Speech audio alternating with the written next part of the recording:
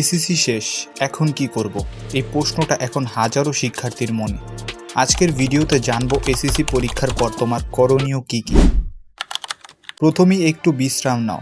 মাসের পর মাস টানা পড়াশোনা করার পর তোমার শরীর আর মন দুটোই একটু রিফ্রেশ হওয়ার দরকার আছে। তবে বিশ্রাম মানে অলস হয়ে পড়ে থাকা নয়।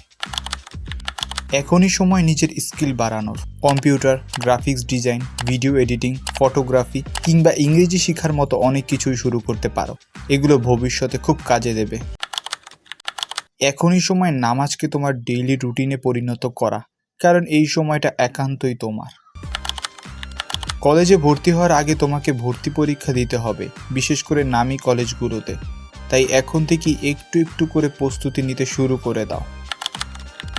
টাইম ম্যানেজমেন্ট, বই পড়া, নিয়মিত ব্যায়াম এসব অভ্যাস তোমার জীবনকে বদলে দিতে পারে।